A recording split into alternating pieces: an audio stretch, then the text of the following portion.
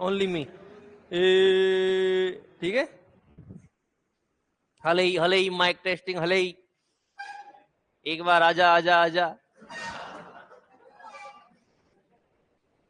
Jimmy, दो तीन गाने हैं उनके, एक तो जिमी जिमी जिमी, आजा आजा आजा, मैं नागिन तू सपेरा। तो बेटा जीन उत्परिवर्तन में सुन लो। हाँ बस हो गया, आ जाओ। मजा आया कि नहीं आया ये बताओ। मजा आया ना? मौसम के मजे आ रहे हैं कि नहीं आ रहे ये बताओ। ए तुम कहो तो नचा दूं इसको मैं आगे बुला के। क्लास चल रही बगल में। आया।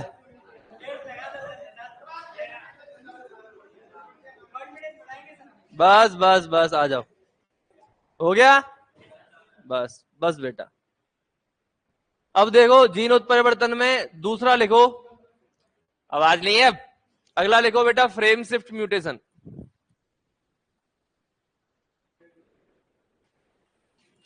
Frame shift mutation. देखो समझो, इधर आओ।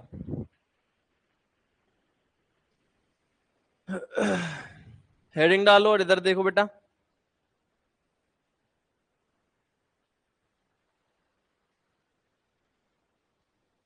मार्कर से लिख लिख के दर्द हो रहा है इन उंगलियों में आज।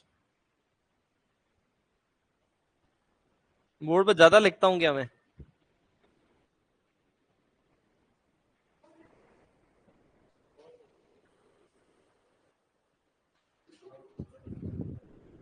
ये ऊपर क्यों डाल रखी टी शर्ट तूने? फैशन कर रहा है क्या?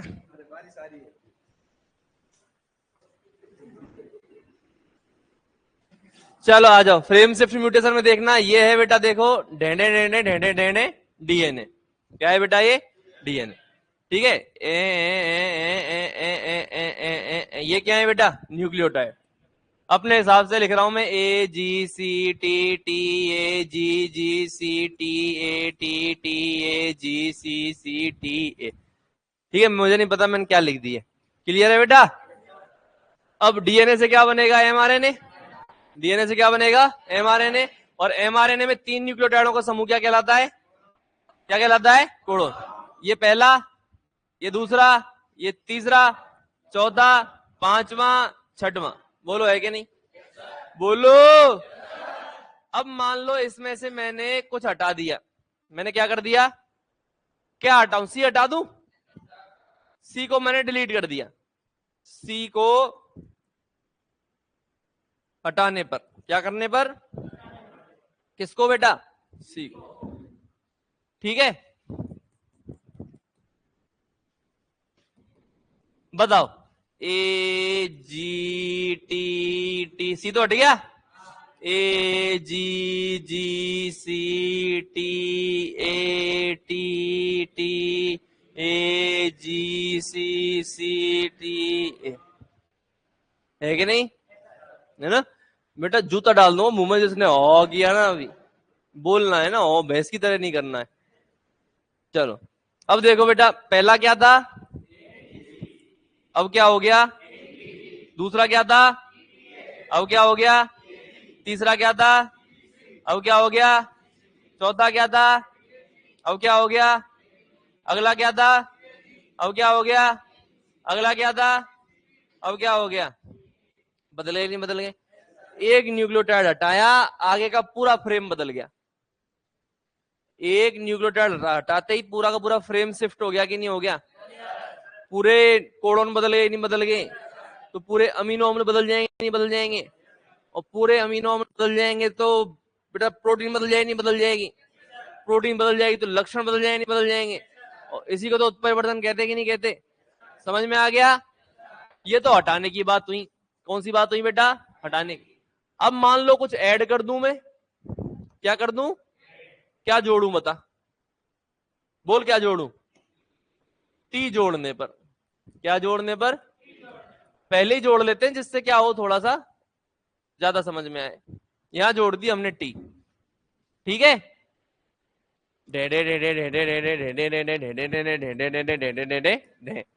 बताओ, ए जी टी सी, देख इस जगह पे ऐड किया यहां, ठीक है, जी के बाद में और सी से पहले, और सी तो इसके लिए हटाया था, इसमें थोड़ी हटाएंगे भाई, ऊपर वाले में थोड़ी हटाए सी, ये तो इसके लिए हटाया था, वो तो ऐसा का ऐसा है, इसमें अपन ने टी जोड़ी है, ए जी टी, फिर क्या आ गया सी, फिर T T A G G C T A T T A G C C T ए।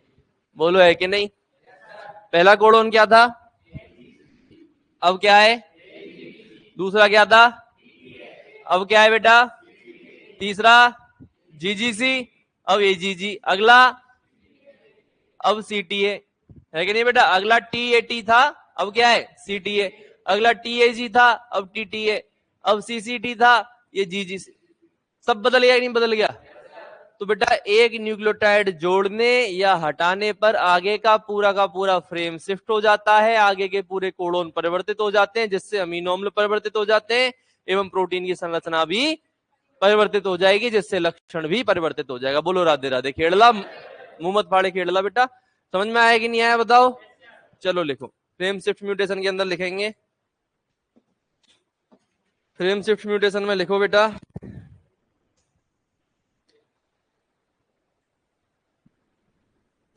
लिखो डीएनए में, डीएनए की श्रृंखला में,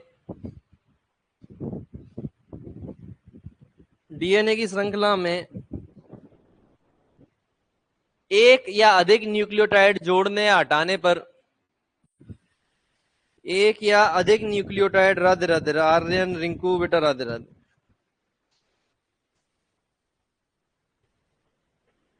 डीएनए की श्रृंखला में एक या अधिक न्यूक्लियोटाइड जोड़ने या हटाने पर, जोड़ने या हटाने पर आगे के सभी कोडोन परिवर्तित हो जाते हैं, आगे के सभी कोडोन परिवर्तित हो जाते हैं, आगे के सभी कोडोन क्या हो जाते हैं, परिवर्तित हो जाते हैं, जिसे फ्रेम शिफ्ट म्यूटेशन कहा जाता है।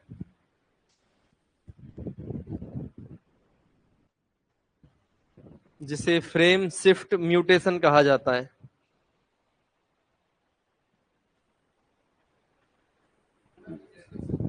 हैं? हाँ, क्या? हाँ, हटा दे, ये पूरा हटा दें तो हटा दे,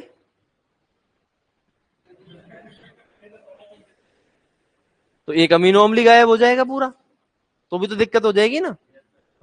यहाँ तो एक या अधिक न्यूक्लियोटाइड जब हटते हैं तो ऐसे कह रहा है आगे के कोडोन भी परिवर्तित हो जाते हैं, है ना। तू कह रहा है एक कोडोन हटा दें, हाँ तो फिर एक अमीनो अम्ल हटेगा, आगे का चेंज नहीं होगा। अगर तूने एक ही हटाया, एक कोडोन हटा दिया, तो एक अमीनो अम्ल गायब हो जाएगा, बाकी आगे का तो फिर कैसे परिवर्तित होगा, फिक्स कोडोन ही हटाया तूने, पर ऐसे हटाया, ये तीन हटाए सीटीटी, तो दिक्कत होगी। अब पर्टिकुलर कोडोन हट रहा है, फिर वो तो किस्मत का खेल है, फिर अमीनो अम्ल गायब, कुछ भी हो सकता है यहाँ तो, है ना। लेकिन अधिकतर कंडीशन में क्या होता है, एक या दो या जो भी हटाया तुमने, आगे का चेंज हो जाता है मामला फिर, है ना, उसको फ्रेम शिफ्ट बोलते हैं फिर अपन। इसका एग्जाम्पल लिख लेना बेटा, थैलेसीमिया। क्या है इसका एग्जाम्पल? थैलेसीमिया एक आनुवांशिक रोग है, सुन लो, जिसमें बच्चों के शरीर में खून नहीं बनता। क्या नहीं बनता? खून। और जब रक्त का निर्माण ही नहीं होगा तो बच्चों में फिर तो दिक्कत आ जाएगी, नहीं आ जाएगी, मरेंगे। तो बेटा ऐसे बच्चों में बार बार क्या किया जाता है, खून चढ़ाने की जरूरत पड़ती है, ब्लड ट्रांसप्लांटेशन, ब्लड ट्रांसफ्यूजन की जरूरत पड़ती है। क्लियर है? अरे बोलो।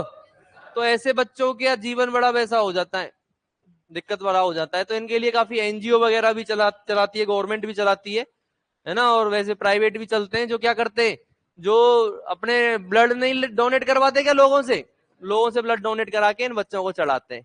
क्लियर है? चलो लिखो, एग्जाम्पल लिख लो, ये डायग्राम बना लो।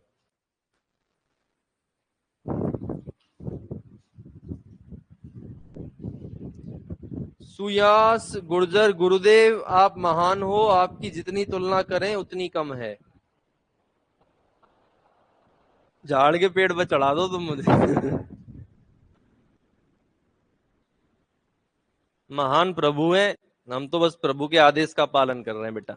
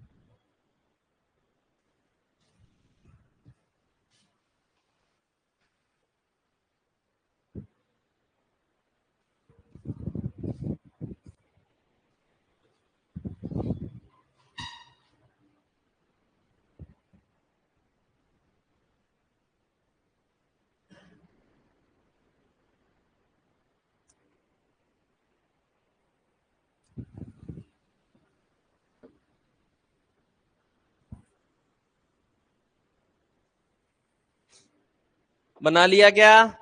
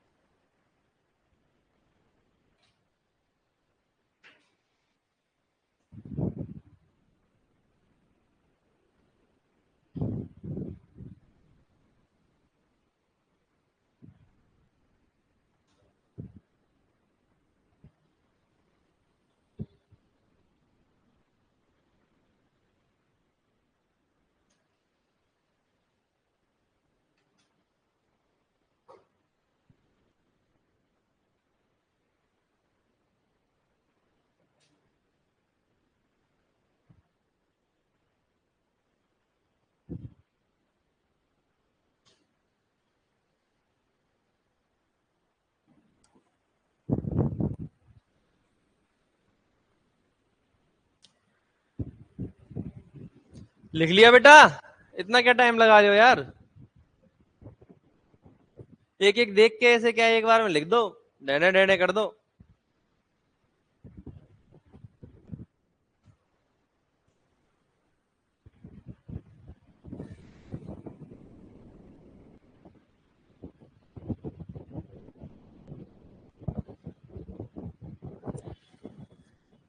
चले, चलो इस प्रकार क्या खत्म होता है बेटा? म्यूटेशन। अगला नया पार्ट आपके इस जेनेटिक्स का, हेडिंग डालो बेटा, मेंडलवाद।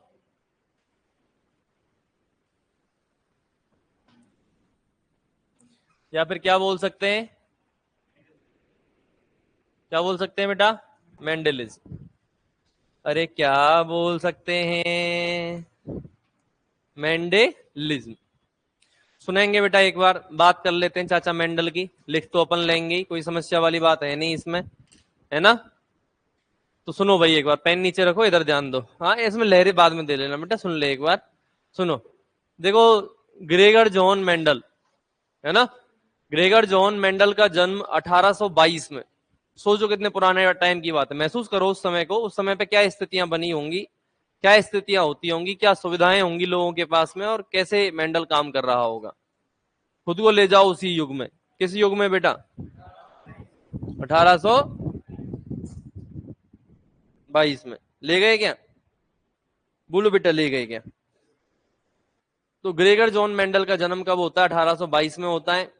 ऑस्ट्रिया देश है, एक छोटा सा देश है, उसके छोटे से शहर ब्रूनो के अंदर, छोटे से गांव में किसका जन्म होता है? मेंडल का जन्म होता है। मेंडल बचपन से ही बड़े ही, अपन बोलेंगे, प्रतिभावान व्यक्तित्व के धनी थे। पढ़ाई में अव्वल आगे रहने वाले थे। तो घर वालों ने भी कहा कि बेटा हमारा ऐसा काम करेगा और पढ़ाई करेगा, बढ़िया वाली नाम करेगा हमारा। तो बेटे को बढ़िया पढ़ाया, बेटा भी आगे रहा पढ़ने के लिए। तो बढ़िया मैथमेटिक्स की पढ़ाई की, पहले तो ग्रेजुएशन वगैरह मैथमेटिक्स से की, फिर नेचुरल साइंस होती है एक, प्राकृतिक विज्ञान, उसकी अच्छे से पढ़ाई की, नेचुरल हिस्ट्री, कई सब्जेक्ट के अपन बोले कि प्रचंड विद्वान रहे। कौन? मेंडल। ठीक है। फिर एक स्कूल में टीचर की जॉब ज्वाइन कर ली, पढ़ाने लग गए। तो वो काम पसंद नहीं आया, चे चे चे बच्चों की ये, तो वो काम पसंद नहीं आया, ये बोल के स्कूल के मेरे से नहीं झेले जाए तुम्हारे बच्चे, भाड़ में जाओ तुम, ये बोल के बेटा मेंडल ने वो स्कूल छोड़ दिया। स्कूल छोड़ने के बाद में बोले कि भाई अब ये मोहमाया है, सब अपने बनेंगे पादरी। क्या बनेंगे? पादरी। एक चर्च में गए, चर्च में जाके पादरी, फादर बोलते ना, फादर, पादरी का पद गलत टाइम पे लाता हमेशा तो चाय को,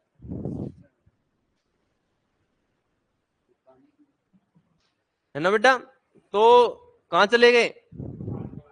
चर्च में चले गए, और कौन सा पद ज्वाइन कर लिया? पादरी का पद ज्वाइन कर लिया, फादर। ठीक है। और फिर सुबह शाम बढ़िया घंटा बजाते थे और मजे में रहते थे। बेटे चर्च में घंटा बजाना पड़ता है ना, उस घंटे की बात कर रहा हूं। तो बढ़िया मजे में जीवन चल रहा था। फिर मेंडल ने सोचा कि नहीं यार, मैं इस काम के लिए भी नहीं बना, ना पढ़ाने में मजा आया, ना पादरी के काम में मजा आया। फिर वो सोचा कि चलो पादरी तो है ही, पार्ट टाइम मटर उगाते हैं। क्या उगाते हैं? मटर। उसी चर्च में जहां काम करते थे, उसी चर्च के पीछे एक गार्डन था बड़ा, उस गार्डन के अंदर उद्यान मटर, garden pea, Pisum sativum, Pisum sativum के पादप उगाने लग गए ग्रेगर जॉन मेंडल। और सोचा कि चलो इन पादपों पे कुछ प्रयोग करते हैं। देखो अपने यहाँ पे बाउंड्रीज है कि मैथमेटिक्स का आदमी मैथमेटिक्स की बातें करेगा, बायोलॉजी का आदमी बायोलॉजी की बातें करेगा, एग्रीकल्चर का आदमी एग्रीकल्चर करेगा।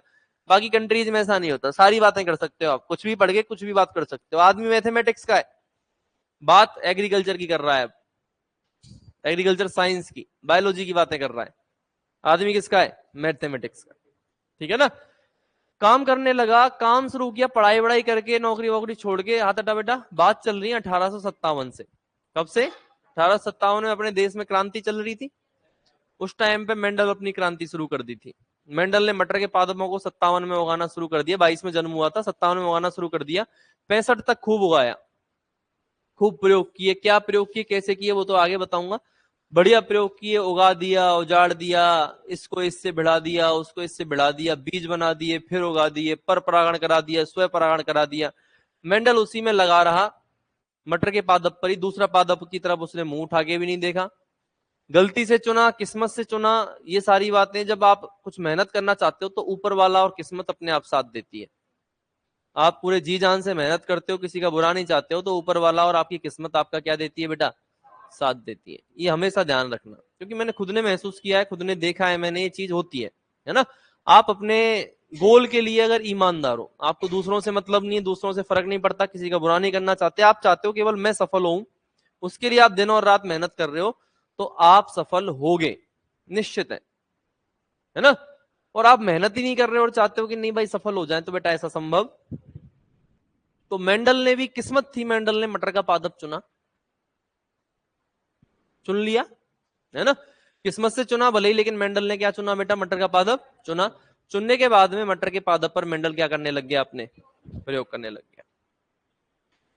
65 तक प्रयोग किए, प्रयोग कर कर आके उनका पूरा लेखा जोखा रखा। मेंडल एक पादप भी उगाता था तो उसका हिसाब रखता था, लिखा, पूरी गणित का उपयोग किया। किसका उपयोग किया? गणित का। एबीसीडी लिख के, कैपिटल टी स्मॉल टी, ये सारी चीजों का, capital Y small Y, capital Y small Y, इन सारी चीजों का उपयोग करके मेंडल ने क्या स्टार्ट किया बेटा? अपने मतलब प्रयोग जो थे वो सारे उसको लेखा जोखा रखा, एकदम रिकॉर्ड रखा उसका तरीके से। ठीक है। और लास्ट में जब काम पूरा हो गया 65 में, उसके बाद में क्या किया बेटा? मेंडल ने अपने प्रयोगों को, गरीब आदमी था, पादरी फादर के पास में कितने ज्यादा कितने पैसे होंगे, गरीब थे वो, वैसे ही गरीबी थी पुराने जमाने में तो, है ना।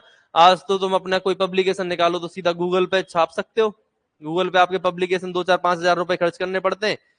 पब्लिकेशन को, 2 पब्लिकेशन आपके सारे जो रिसर्च पेपर है वो कहाँ छाप देगा? अच्छे अच्छे पब्लिकेशन में छाप के गूगल पे आपको मिल जाएंगे सारे, उसको कोई भी पढ़ सकता है फिर पूरे विश्व में। गूगल ट्रांस उस पे गूगल, ओए हाँ तू भी गूगल खोल रहा है? किसको फोन कर रहा था? पानी वाले फोन कर रहा था? पहले कर लिया करो बेटा, है ना, चलती इंपॉर्टेंट बात है, ऐसे अच्छा नहीं लगता।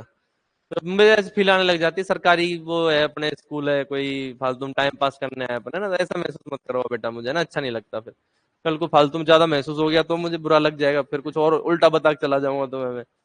तो बेटा मेंडल ने अपने जो भी प्रयोग थे उनको रिसर्च पेपर में छपवा के कहां छाप दिया? वहीं एक लोकल पत्रिका चलती थी, साइंस की, गरीब आदमी था, छोटे जितने पैसे थे 2-4-5 हजार, वो देके लोकल एक साइंस की पत्रिका चला करती थी, साइंस पब्लिकेशन ही आते थे खैर, उसमें उसमें लोकल उसके ब्रूनो शहर की थी, उसके अंदर छाप दिया। किसने? मेंडल ने। पहले यही तरीके होते थे, आज तो ऑनलाइन आ जाती हैं सारी चीजें, उस टाइम पे ऑनलाइन नहीं थी, तो मेंडल ने क्या किया, अपने पब्लिकेशन के अंदर, पेपर के अंदर, मतलब अखबार के अंदर वो चीज छपवा दी कि भाई वैज्ञानिकों तक ये चीज पहुंचेगी, और वैज्ञानिक पहुंचेगी तो फिर मेरा नाम होगा, मेरी सारी चीजें होंगी, मुझे थोड़ी पहचान मिलेगी, है ना, मेरे काम को लोग जानेंगे और इस काम से फायदा उठाएंगे। ये चीज किसने सोची? मेंडल ने। बड़ा आसान लगा मेंडल को कि भाई आराम से वो काम हो जाएगा, मैंने जबरदस्त चीज करके निकाली है। लेकिन बेटा गली के कुत्ते को भी नहीं पता चला मेंडल ने क्या किया है। गली के कुत्ते को भी ये नहीं पता चला कि मेंडल ने किया क्या। समझ में ही नहीं आया किसी के। मेंडल ने जो काम किया वो किसी के, क्योंकि ये सोचो कितनी पुरानी बातें चल रही है, मेंडल गणित लगा रहा है, मेंडल कारक शब्द का उपयोग कर रहा है कि इससे ये कारक आया, इससे ये कारक आया, दोनों कारक आके ये बच्चे में गए, इसमें से ये कारक प्रभावी है, ये है प्रभावी है, इसने इसको दबा दिया, इसने उसको दबा दिया, किसी के समझ नहीं आया क्या कह रहा है तू। दूसरा, जिनके समझ में आया वो अनजान बन गए। ठीक है ना? वो एक गाना है ना सिद्धू मूसेवाला का कि किसी की बराबरी ना कर सको तो उसकी क्या शुरू कर दो, उसकी बुराई शुरू कर दो। क्या घटिया चाय बनाता है भगवान कसम, ये डोगरा हरी पड़ जाती है इसकी वो, है ना। किसी की बराबरी ना कर सको तो उसकी बदनामी शुरू कर दो, अरे है कि नहीं? तो बेटा मेंडल फिर क्या है, कुछ वैज्ञानिकों से जाके भी मिलता है ना, उस युग के काफी अच्छे अच्छे वैज्ञानिक थे, उन वैज्ञानिकों को जाके अपना काम बताता है, लेकिन कुछ के तो समझ में ही नहीं आया और कुछ ने जानबूझ के क्या बन गए, अनजान बन गए। और मेंडल ने पूरी कोशिश कर ली, मेंडल के काम को कोई पहचान ही नहीं पाया। क्लियर है बात? और 84 में मेंडल मर गया। काम कब शुरू किया, पूरा कब किया? ठीक है, ये काम किया है। जन्म कब हुआ, मर कब गया? ठीक है, किसी को कोई काम के बारे में पता, इसी टाइम पे कारण कई रहे, मेंडल के नाम का पता नहीं चला। एक कारण था, ये कई जगह आपको लिखा हुआ मिलेगा, कई जगह नहीं मिलेगा, है ना। जब मैंने पर्सनली देखा किताबों में कहीं जाके, तो ये मिलता है कि उस टाइम पे दबदबा था डार्विन का, उस टाइम पे वैज्ञानिकों में किसका दबदबा था? देखो टाइम ही ऐसा था, आज के टाइम पे तो किसी का दबदबा हो किसी को फर्क नहीं पड़ता, जो चीज अच्छी है वो सबके पास पहुंचेगी, उस टाइम पे ऐसा नहीं होता था। गिने चुने वैज्ञानिक हुआ करते थे जो इस फील्ड में काम करते थे, बाकी सब अपने बढ़िया जुगाड़ में रहते थे कि कैसे भी जीवन यापन हो जाए, है ना। तो डार्विन का दबदबा रहता था, डार्विन का इतना दबदबा था कि डार्विन जहां जाए, जिस द्वीप पर जा रहा है उस द्वीप का नाम डार्विन का द्वीप रख दिया गया। जिस पानी के जहाज से जा रहा है उस पानी के जहाज का नाम ही क्या रख दिया गया, डार्विन का जहाज। जिस चिड़िया के ऊपर उसने हाथ फेर दिया उसको बोला कि डार्विन की फिंच है तू आज से। ये दबदबा था किसका बेटा, डार्विन। जहां जा रहा है डार्विन ही डार्विन हो रहा है, डार्विन पहुंच जाए और बोल दे ये है नेचुरल सिलेक्शन, ओ नेचुरल सिलेक्शन, नेचुरल सिलेक्शन। मैं ऐसे नहीं कह रहा कि डार्विन ने कुछ नहीं बताया, डार्विन ने बहुत अच्छी अच्छी चीजें बताई, हमें प्राकृतिक वर्ण का सिद्धांत दिया, हमें सर्वाइवल ऑफ फिटेस्ट के बारे में बताया कि जो सबसे बेहतर होगा वो सबसे फिट होगा, और जो सबसे फिट होगा ये प्रकृति उसी का चयन करेगी, और प्रकृति जिसका चयन करेगी वो रिप्रोडक्शन करेगा, और जो रिप्रोडक्शन करेगा उसी के बच्चे होंगे, मतलब जो बेहतर है उसके बच्चे हुए तो उसके बच्चे भी बेहतर होंगे। बोलो, ऐसे ही धीरे धीरे बेहतर बेहतर कुछ आता जाएगा और एक नई जाति का निर्माण हो जाएगा हजारों लाखों सालों में। इसी को प्राकृतिक वर्ण का सिद्धांत कहते हैं, गिवन बाय द डार्विन। ठीक है ना। लेकिन डार्विन की इतनी पब्लिसिटी की वजह से मेंडल के काम पे कोई ध्यान दे ही नहीं पाया। नींद आ रही है तुझे बेटा? डार्विन के काम पर कोई ध्यान दे ही नहीं पाया। क्लियर है? ठीक है ना। तो कहीं ना कहीं डार्विन की जो इतनी वो था, विख्यात था डार्विन, उस वजह से मेंडल को पहचान ना मिलती। मेंडल के काम पे मजा नहीं आ रहा था, मेंडल के काम में यार क्या कैपिटल टी स्मॉल टी बढ़ाने लग रहा है, क्या फालतू की बातें करना है।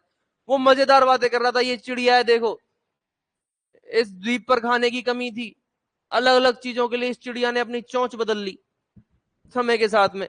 ये वाली फिंची है, इनकी मम्मी एक ही है, 1000 साल पहले देखें तो। अब ये बहुत सारे प्रकार की बनी, एक कीड़ा खा रही है, एक गेहूं खा रही है, एक ये खा रही है, एक वो खा रही है। सबने अपनी आवश्यकताओं के अनुसार चोंच बदली। मजा आ गया लोग, वाह यार डार्विन, वाह क्या बात बताइए यार, वाह वाह डार्विन वाह, तुझसे ग्रेट हो। ठीक है, लेकिन इसका नुकसान किसको भुगतना पड़ा बेटा? मेंडल को। मेंडल ने उस सदी की सबसे बड़ी खोज की थी। डार्विन वार्विन पानी नहीं भरते मेंडल के आगे कहीं, मेरे हिसाब से। ठीक है, वो चीजें बता के गया हमें कौन? मेंडल। लेकिन मेंडल मर गया, पूरी कोशिशें कर ली जितनी उसमें दम थी, टीबी से मर गया 84 में, लेकिन मेंडल के काम को कोई पहचान नहीं। तो 1884 तक मेंडल सफल है या असफल है? बोलो। तो अब आप मेंडल की असफलता के कारण भी बताओगे? मर गया मेंडल, तो गली का कुत्ता नहीं जानता मेंडल क्या करके गया है। क्या बेटा? सुन तो ले, मैं बता दूं, तू ले पैसे आ जाए इनसे। तो मेंडल मर गया 84 में, और मेंडल को गली का कुत्ता भी नहीं जानता। ठीक है, पूरी कोशिशें कर ली, पर मेंडल को कोई नहीं जान पाया। ना जानने के कारण थे, अपनी बहुत ज्यादा गणित लगा दी। बायोलॉजी के आदमी को गणित समझ में नहीं आती, ठीक है ना, बहुत ज्यादा एबीसीडी का उपयोग कर लिया, गणित लगा ली, मजा नहीं आया लोगों को। पैसे की कमी, आर्थिक तंगी, है ना, पब्लिकेशंस की कमी, पब्लिकेशंस नहीं थे, डार्विन की अधिक प्रसिद्धता, ठीक है ना, ये कुछ चीजें थी जो मेंडल को प्रसिद्ध नहीं कर पाई, सफल नहीं कर पाई, और उसे असफल करार दे गई। ठीक है, अब मेंडल तो मर गया, लेकिन उसके पब्लिकेशन तो जिंदा थे, वो अखबार तो जिंदा था। जो रिसर्च आर्टिकल उसने छापे थे वो आज भी लाइब्रेरी के अंदर रखे हुए थे, उसने पहुंचाए थे, किसी ने भले ही पढ़े नहीं हो, किसी को पता नहीं चला हो, लेकिन मेंडल मर गया, लेकिन उसके आर्टिकल जो थे, जो उसके सारे उसने किया है, वो सब आज भी जिंदा थे, है ना। तो मर गया, 16 साल तक किसी को फर्क नहीं पड़ा कौन मेंडल था, कौन क्या था। 16 साल तक शांति सन्नाटा छाया रहा इस फील्ड के अंदर। 1900 में 3 वैज्ञानिक आते हैं। कब बेटा?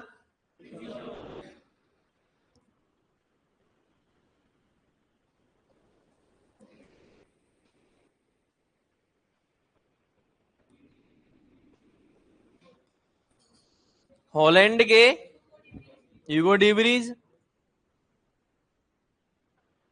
जर्मनी के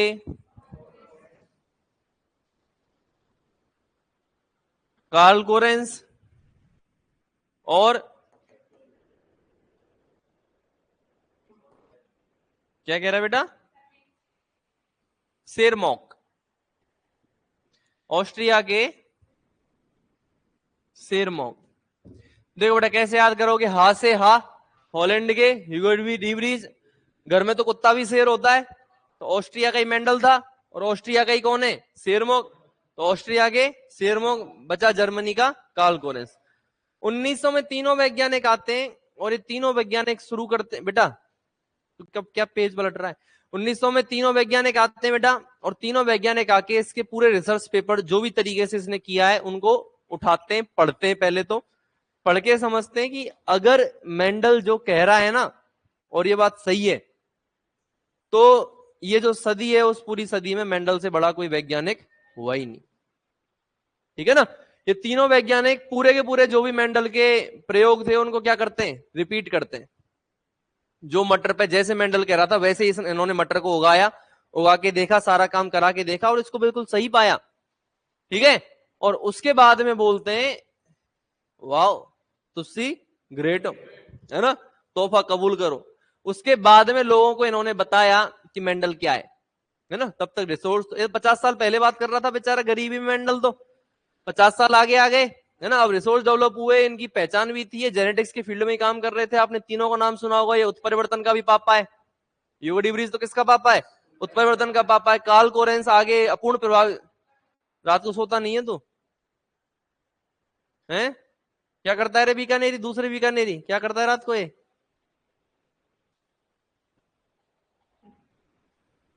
तो घर जाके सो ही जा आराम से, क्यों परेशान हो रहा है? तो हमें भी परेशान कर रहा है, खुद भी परेशान हो रहा है।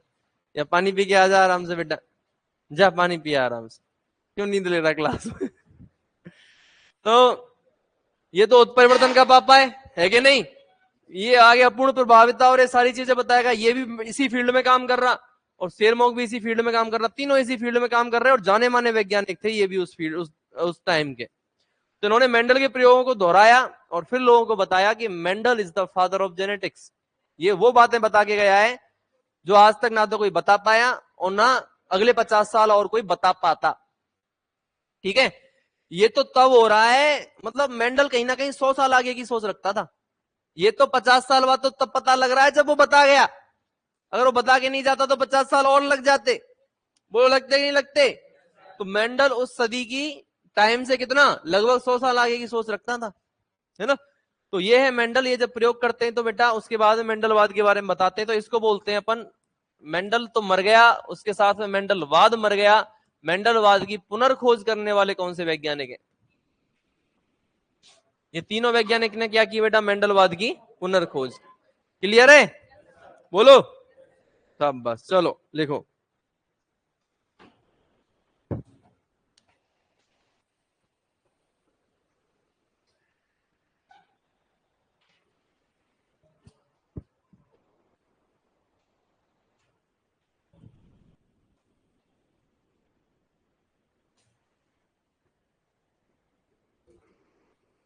लिखो बेटा। जन्म 1822 में, जन्म 1822 में ऑस्ट्रिया के ब्रूनो शहर में। जन्म 1822 में ऑस्ट्रिया के ब्रूनो शहर में। Bruno Bruno.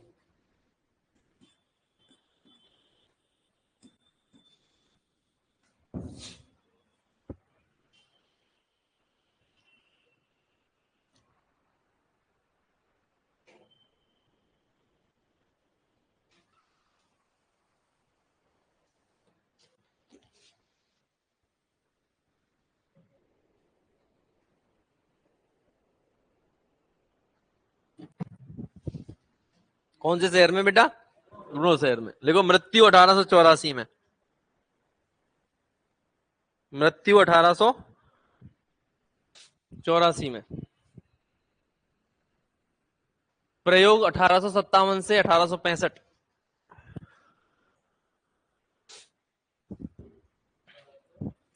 57 से 1865 प्रयोग।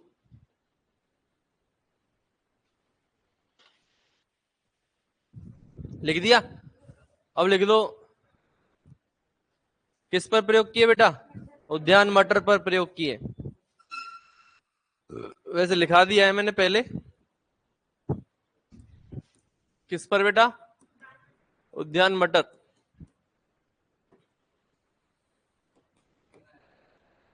उद्यान मटर पाइसम सटाइवम पर प्रयोग किए।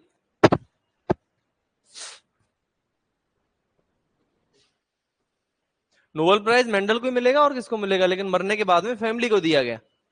नोबेल प्राइज मिला, मरने के बाद में उसके परिवार के सदस्यों को दिया गया मेंडल के नाम का नोबेल प्राइज। आज भी यही होता है, कोई मर गया और प्राइज मिलता है तो परिवार को दिया जाता है, नाम से उसके ही आएगा, है ना। तो नोबेल प्राइज दिया गया, मेंडल को ही दिया गया, लेकिन मरने के बाद।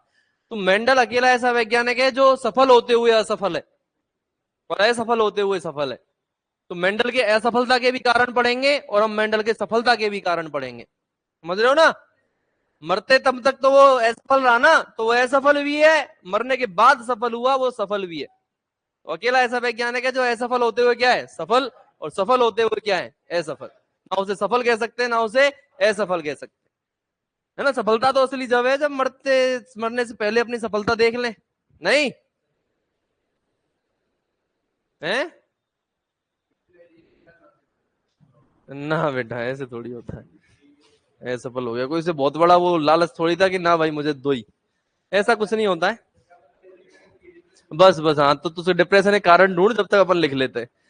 तो दूसरा वैज्ञानिक तू ही बनेगा कि मेंडल क्यों मरा।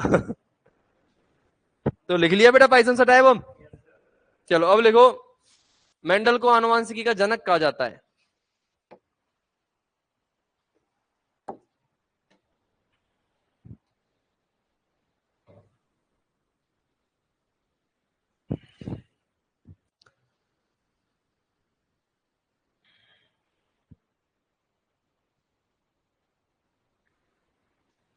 मेंडल को आनुवंशिकी का जनक कहा जाता है। मेंडल को आनुवंशिकी का जनक कहा जाता है, कह दिया।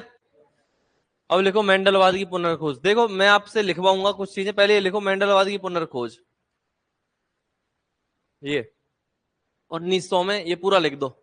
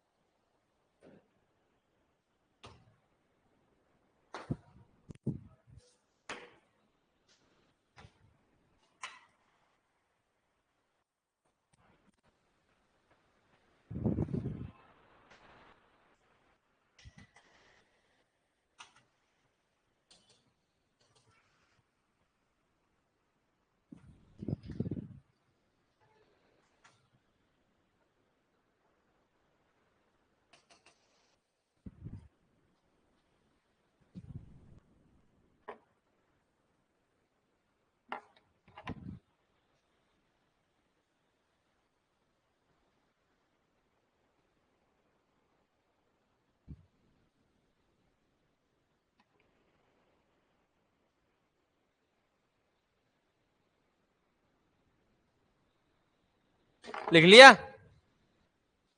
चलो बेटा अब देखो, तीन चीजें चार चीजें आपको लिखनी है। ये मैं सबको ही काम देता हूं, ऐसा नहीं है आपको ये अलग से होमवर्क दे रहा हूं। ये ज्यादा इंपॉर्टेंट नहीं है, फिर भी आपको लिखनी है, मैं कल चेक करूंगा, ठीक है ना। क्या है देखो, पहली चीज मेंडल की का जीवन परिचय, मेंडल की लाइफ हिस्ट्री, ठीक है ना। गूगल पे विकिपीडिया नाम की चीज होती है, विकिपीडिया खोल लेना, आप पे को वहां पे सारा मिल जाएगा, या और भी आप सर्च मार लेना, है ना। मेंडल का जन्म कब हुआ, ये तो मैंने बेसिक बेसिक चीजें आपको बता दी हैं, ये तो आपको ध्यान रखनी है ना। और लिखा भी दी है मैंने, जो क्वेश्चन पूछ सकता है मेंडलवाद की पुनर्खोज जन्म मृत्यु पे क्वेश्चन पूछ सकता है, ये मैंने आपको लिखा दी है।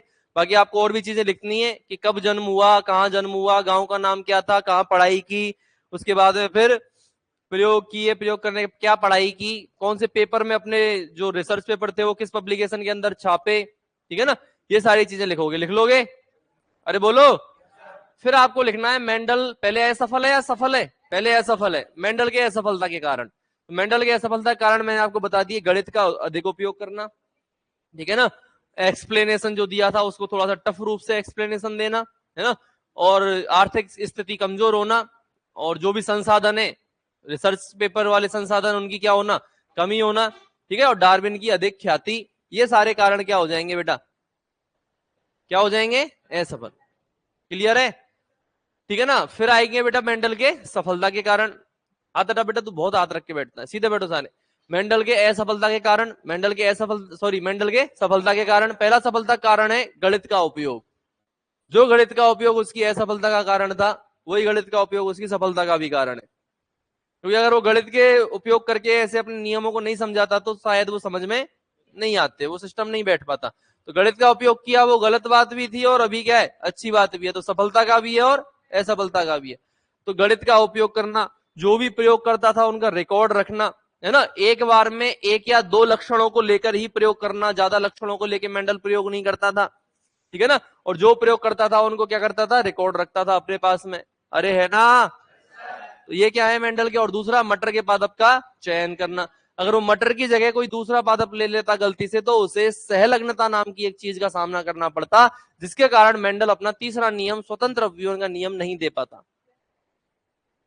मेंडल अगर मटर का पादप नहीं लेता तो उसे किसका सामना करना पड़ता? सहलग्नता का। और सहलग्नता अपवाद होती है बेटा स्वतंत्र अपव्यूहन के नियम का। ये मेंडल की किस्मत थी, उसने मेंडल ने मटर का पादप चुना, और दूसरा मटर के पादप में वो 7 लक्षण ही लिए जो मेंडल ले रहा था। इसलिए मेंडल को क्या नहीं करना पड़ा, सहलग्नता का सामना नहीं करना पड़ा, और मेंडल अपना तीसरा नियम दे पाया। नहीं तो मेंडल अगर सहलग्नता देखने को मिल जाती, किन्हीं लक्षणों में तो सहलग्नता मिलती, किन्हीं में नहीं मिलती, और मेंडल वहीं क्या हो जाता, कंफ्यूज हो जाता, और अपना हो सकता है पूरे ही सारा सेटअप बंद करके घर बैठ जाता। ठीक है। तो मेंडल की किस्मत थी, जब मैं कह रहा था ना कि आप मेहनत करोगे तो ऊपर वाला भी साथ देगा, तो मेंडल की किस्मत थी कि उसने किसको चुना, मटर के पादप को चुना, जिससे उसे सहलग्नता का सामना नहीं करना पड़ा और वो अपना तीसरा नियम दे पाया। क्लियर है बेटा? तो ये हो जाएंगे मेंडल के सफलता के कारण। फिर आते हैं मेंडल मटर के पादप को ही क्यों चुना। ये भी क्वेश्चन आता है कि मेंडल ने मटर के पादप को ही क्यों चुना। पहला किस्मत, पहला कारण क्या है? किस्मत। दूसरा वो मटर एक वर्षीय पादप है, साल में 2 बार इसको उगाया जा सकता है। मटर का पादप छोटा होता है ना, कम जगह पे ज्यादा पादपों को उगाया जा सकता है।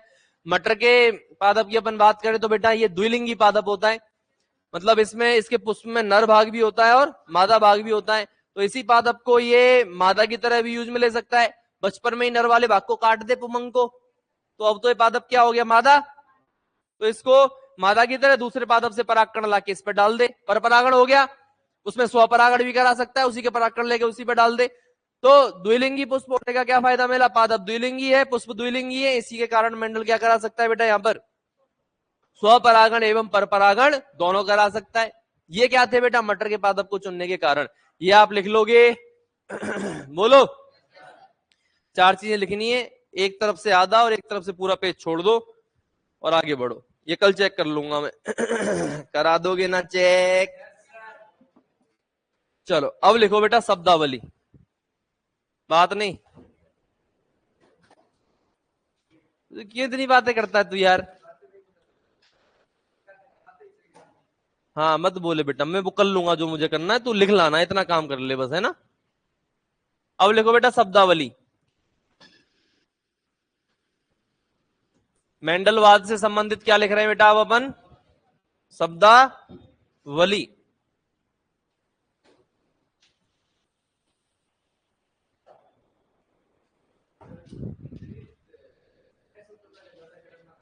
ऐसे थोड़ी होता है यार, दोनों का कारण ज्यादा और कम क्या है? सफल तो सफल, असफल तो असफल, दोनों चीजें ही ज्यादा हैं।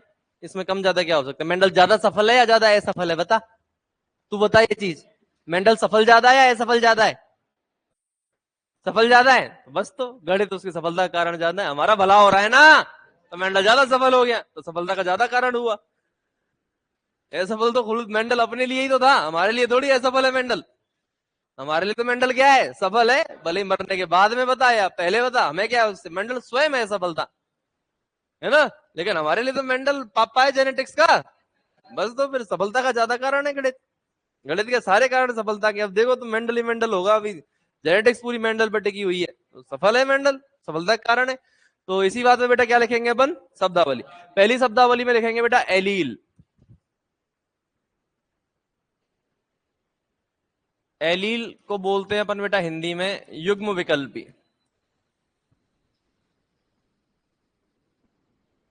डाल दी हेडिंग? 1 नंबर पे लिखो एलील। तो सर आपको भी हमारी किस्मत ने ही चुना है। चढ़ा रहे हो आज तुम, फुल चढ़ा रहे हो मुझे, हैं? हाँ। चलो एलील की बात करते हैं बेटा, इधर आओ। यार ये मक्खी, नीचे भी एक मक्खी रहती है, ये मेरी पिछले जन्म में पत्नी वतनी थी क्या कोई?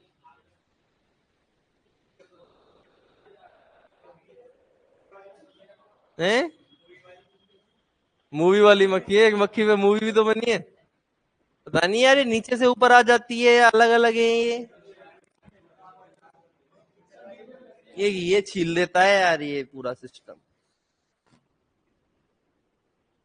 देखो सिर भेदक यंत्र दे रखा है हमें।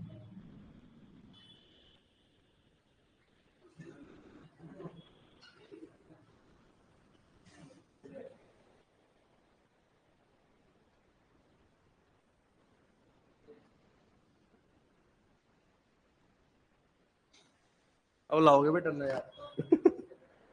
है भाई, ऐसे तो लाएंगे नहीं, तोड़ जाते हैं इसको, फिर लाएंगे। हाँ अब सही है।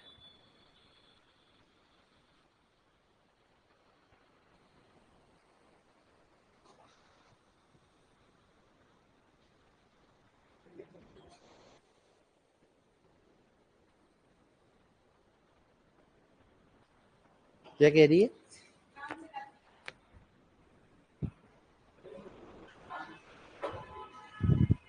हाँ बेटा चलो, तो सुनना, अब युग्म विकल्पी की अपन बात करते हैं। देख भाई यहाँ कॉन्सेप्ट क्लियर कर लेना। ये छोरे पागल हो गए ऑनलाइन वाले। ये क्या कह रहा है? सर आप महान हो, टीचरों की टीचरों के टीचर हो, हल्दी घाटी के युद्ध में महान योद्धा हो, जय हो आपकी, जय हो हमारे मेंडल हो। अरे बस बस, नहीं नहीं, ताली वाली नहीं बेटा, मजे ले रहे हैं फुल। बेटा मजे मत ले, पढ़ ले तू।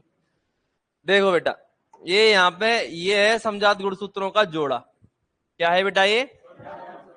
ध्यान देना, ये है बेटा दोनों समजात गुणसूत्र। मैं समजात गुणसूत्र आपको पहले भी बता चुका हूं।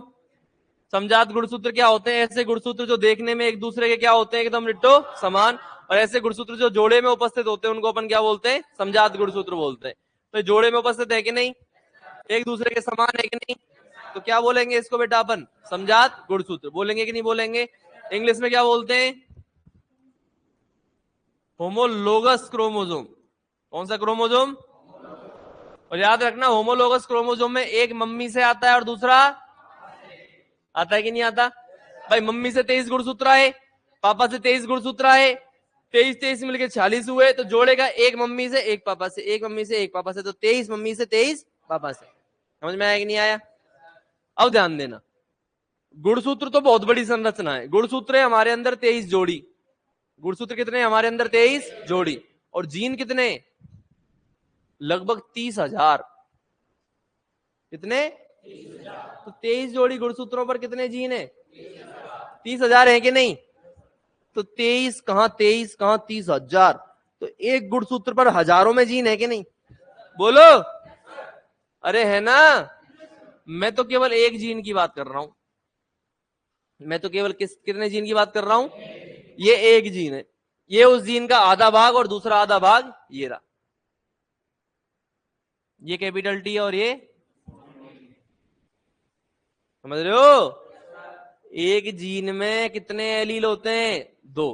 कैपिटल टी एक एलील है, स्मॉल टी दूसरा एलील है, और दोनों को मिला के क्या बोलते हैं? एक जीन। मेंडल ने लिखता था capital T capital T, capital T small T, small T small T, capital Y capital Y, capital Y small Y. तो वो दो बार क्यों लिख रहा है एक वाई को? क्योंकि एक जीन में कितने एलील होते हैं? दो, जिनमें से एक मम्मी से आता है, दूसरा। भाई ये वाला गुणसूत्र मान ले मम्मी से आया, तो कैपिटल टी को कौन लेके आई?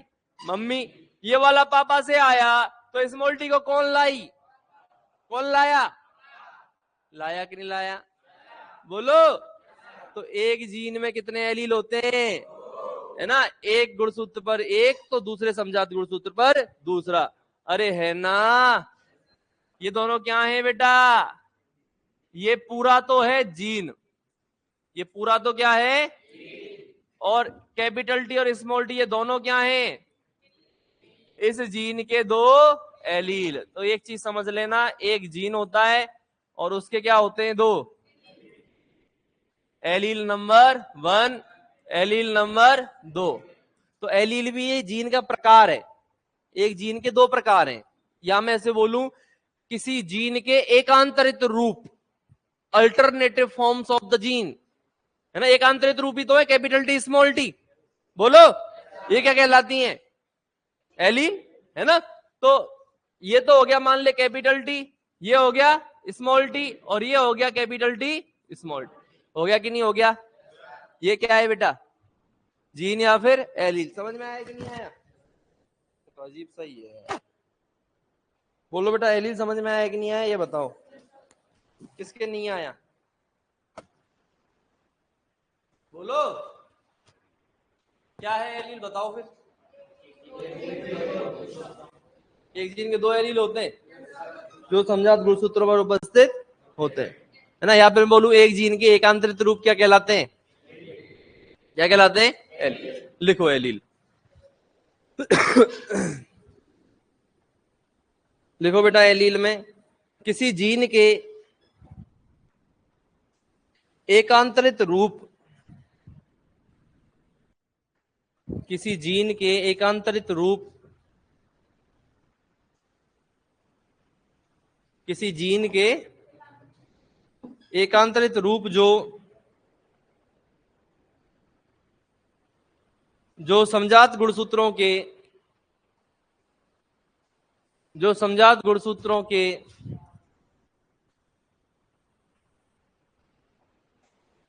जो समजात गुणसूत्रों के समान लोकस पर उपस्थित होते हैं,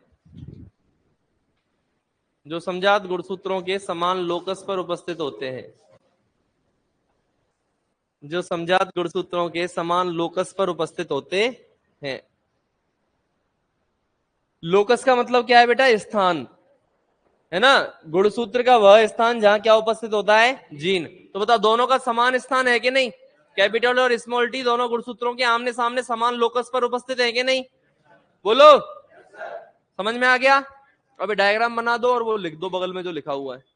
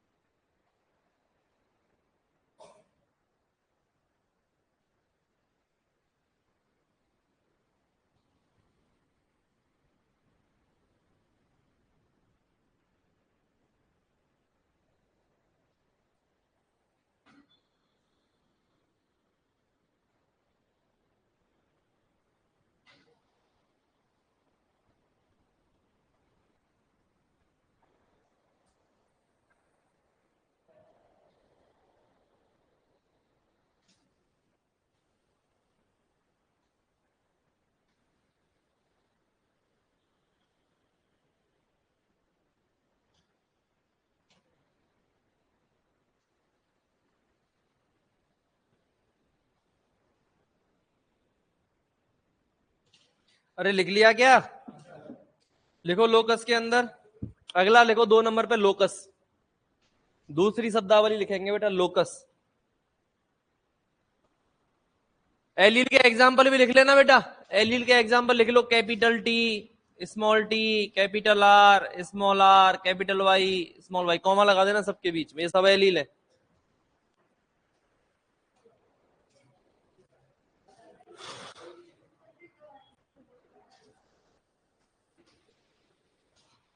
अब बताओ बेटा लोकस क्या चीज है? लोकस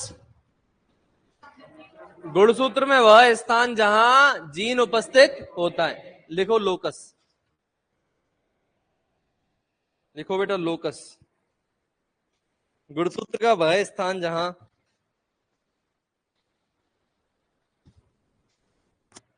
गुणसूत्र का वह स्थान जहां गुणसूत्र का वह स्थान जहां जीन उपस्थित होते हैं। गुणसूत्र का वह स्थान जहां जीन उपस्थित होते हैं। गुणसूत्र का वह स्थान जहां जीन उपस्थित होते हैं, क्या कहलाता है? लोकस कहलाता है। समझ में आ गया बेटा? बोलो ना। कोई कंफ्यूजन यहां तक? अगला लिखो जीन। 3 नंबर पे लिखो जीन। क्या है जीन? जीन आनुवंशिकी की सबसे छोटी इकाई है। ये तो खूब बता दिया इसके बारे में, तो लिखो आनुवंशिकी की सबसे छोटी इकाई।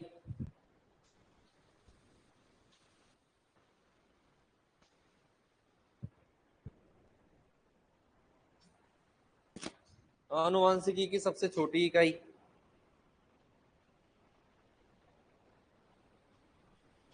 आनुवंशिकी की कौन सी इकाई बेटा? सबसे छोटी इकाई क्या है? जीन। अगला लिखो, मेंडल ने जीन को कारक कहा। कारक मतलब फैक्टर। मेंडल ने जीन शब्द नहीं दिया। मेंडल क्या कहता था जीन को? मेंडल तो वो चीज है, ये तो बाद में हम जब अपन चोचले करने लग गए कि भाई ये कोशिका के अंदर देख लिया, माइक्रोस्कोप आई 1950 में, उसके अंदर देख के बता रहे हैं कि भाई ये है सारा सिस्टम, ऐसे जीन होता है। मेंडल ने तो उस जमाने में केवल प्रयोग करके पादप से पादप को भिड़ा के सारी चीज बता दी थी, ऐसा होगा कारक और ऐसे ऐसे सिस्टम होता है पूरा, और आज सब सही है। मेंडल ने कुछ देखा नहीं था, केवल क्या कराए थे? प्रयोगों के आधार पर अपनी परिकल्पनाएं दी थी, और सारी परिकल्पनाएं क्या निकली उसकी? लगभग सही। लिखो, मेंडल ने जीन को क्या कहा? कारक। अब लिखो जीन जीनोटाइप, इसी के अंदर लिखना है जीन जीनोटाइप एवं फिनोटाइप। जीन, जीनोटाइप एवं फिनोटाइप शब्द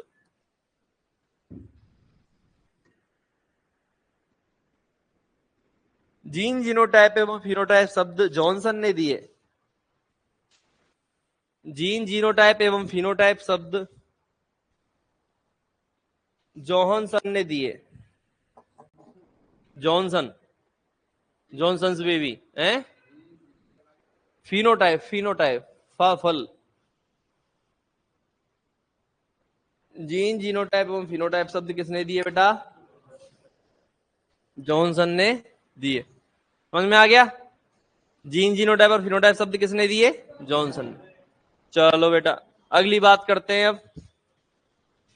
कितना नंबर आ गया? 4। 4 नंबर पे आएगा बेटा समयुग्मजी, जिसे अपन इंग्लिश में क्या बोलते हैं बेटा? होमोलोगस समजात होता है, कंफ्यूज मत हो। होमोलोगस क्रोमोसोम समजात गुणसूत्र, यह है समयुग्मजी, होमोजाइगस।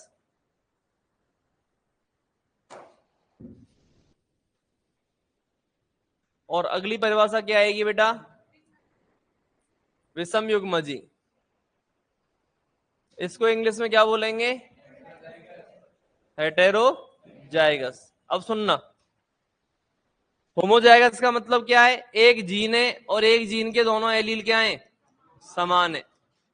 एक जीन है और एक जीन के दोनों एलील क्या है बेटा? समान है, तो उसे अपन क्या बोलेंगे? समयुग्मजी। एक जीन है और उसके दोनों एलील क्या है? असमान है, तो उसको क्या बोलेंगे? विषमयुग्मजी। इसमें दोनों एलील अलग अलग है कि नहीं? तो ये विषमयुग्मजी। और इसमें समान है कि नहीं? तो ये क्या है? समयुग्मजी। लिखो, किसी लिखो बेटा। समयुग्मजी में लिखेंगे पहले। किसी युग्मनज में, युग्मनज,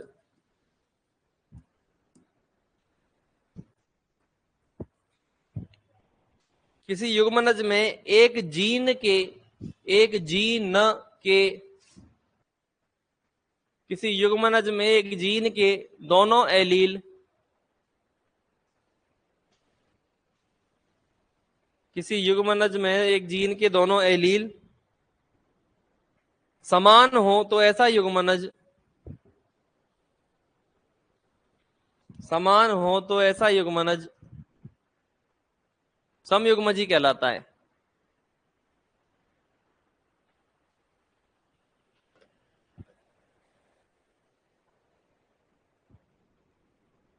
तो ऐसा युग्मनज समयुग्मजी कहलाता है। तो ऐसा युग्मनज क्या कहलाता है बेटा? समयुग्मजी कहलाता है। एग्जाम्पल लिख दो। तो ऐसा युग्मनज उस जीन के लिए, ऐसा लिखना पूरा, इसमें करेक्शन करो। तो ऐसा युग्मनज उस जीन के लिए समयुग्मजी कहलाता है। तो ऐसा युग्मनज उस जीन के लिए समयुग्मजी कहलाता है। दोबारा बोल रहा हूं, किसी युग्मनज में एक जीन के दोनों एलील समान हो तो ऐसा युग्मनज उस जीन के लिए समयुग्मजी कहलाता है। उस जीन के लिए समयुग्मजी कहलाता है। युग्मनज क्या होता है बेटा? जायगोट। जायगोट क्या है? पहली कोशिका है हमारे शरीर की। अब लिखो बेटा विषम युग्मजी। हाँ उदाहरण लिख दो, फिर विषम युग्मजी।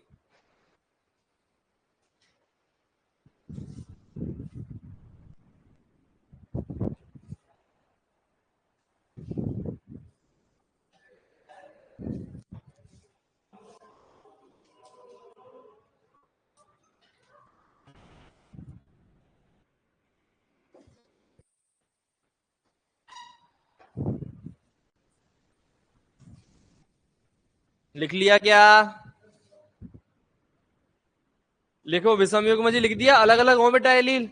देखो विषम युग्मजी में समान की जगह समान कर दो, ऊपर वाली परिभाषा में जहां समान लिखा था उस जगह असमान कर दो। एलील असमान हो।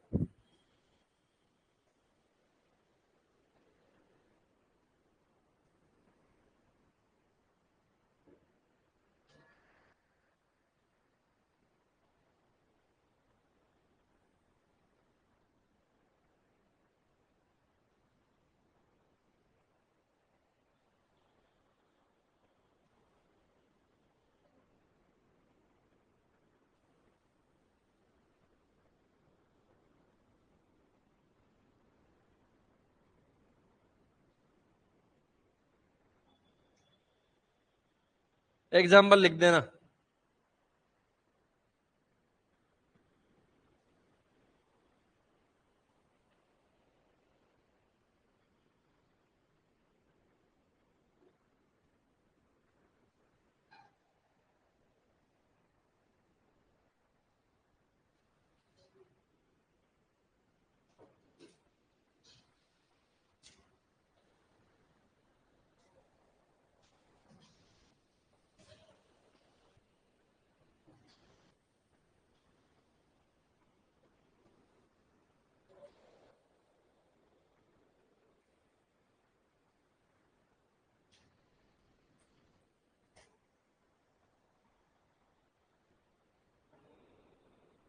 लिख दिया एग्जाम्पल।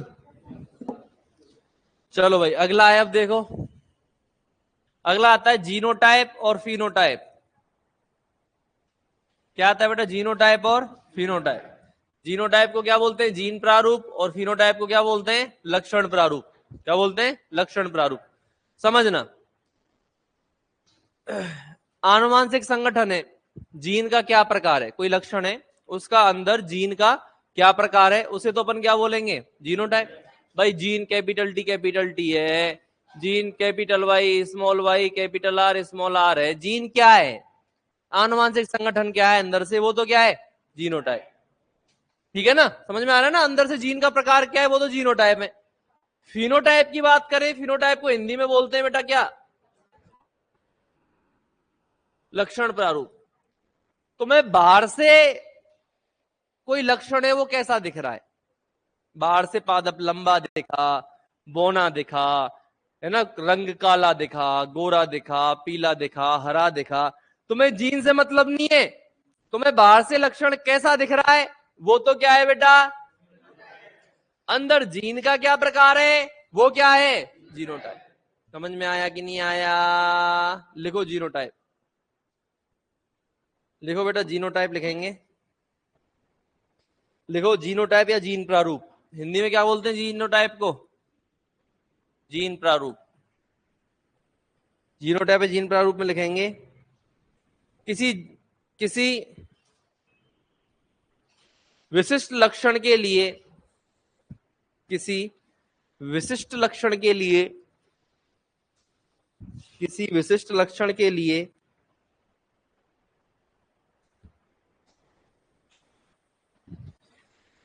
आनुवांशिक संगठन या जीन का प्रकार। किसी विशिष्ट लक्षण के लिए आनुवांशिक संगठन या जीन का प्रकार। किसी विशिष्ट लक्षण के लिए जीन का आनुवांशिक संगठन या जीन का प्रकार। समझ में आ गया बेटा? क्या कहलाता है? जीन प्रारूप। ये लिख दो। जीन प्रारूप के एग्जांपल लिख रहा हूं, capital T capital R small R, capital Y small Y, capital R small R, ये सब जीनोटाइप है।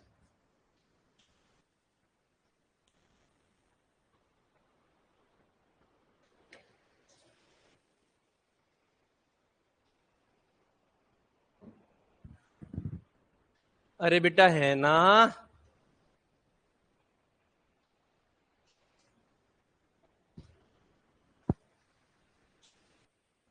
चलो बेटा अब लिखो फिनोटाइप लक्षण प्रारूप। फिनोटाइप या लक्षण प्रारूप लिखो किसी जीव के किसी जीव के किसी जीव जीव जीव किसी जीव के किसी जीव के विशिष्ट लक्षण का बाह्य स्वरूप।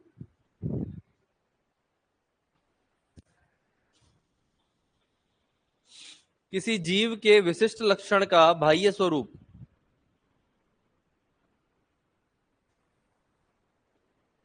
किसी जीव के विशिष्ट लक्षण का बाह्य स्वरूप क्या कहलाता है? फिनोटाइप कहलाता है।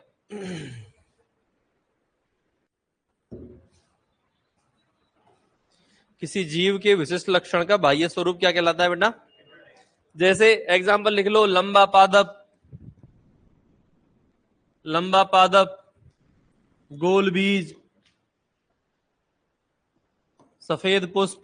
बाहर से जो तुम्हें दिख रहा है वो क्या है बेटा? फिनोटाइप है।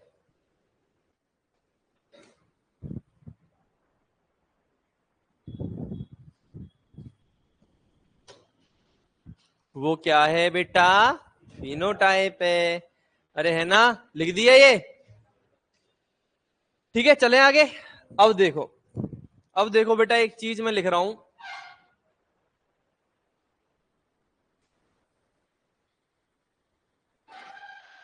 इंग्लिश में लिखूंगा। Phenotype is equal to genotype plus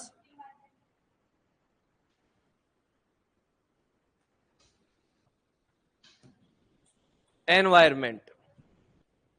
ठीक है, लक्षण प्रारूप जीन प्रारूप और वातावरण के योग के बराबर होता है। चलो समझे कैसे, समझे? अब मान लो मैंने उठा लिया, किसको उठाऊं बताओ? किसको उठा के फेंकना है?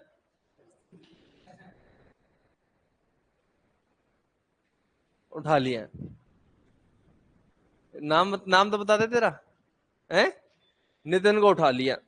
अब नितिन तुम्हें पता ही है, एक नंबर का डैश डैश आदमी है।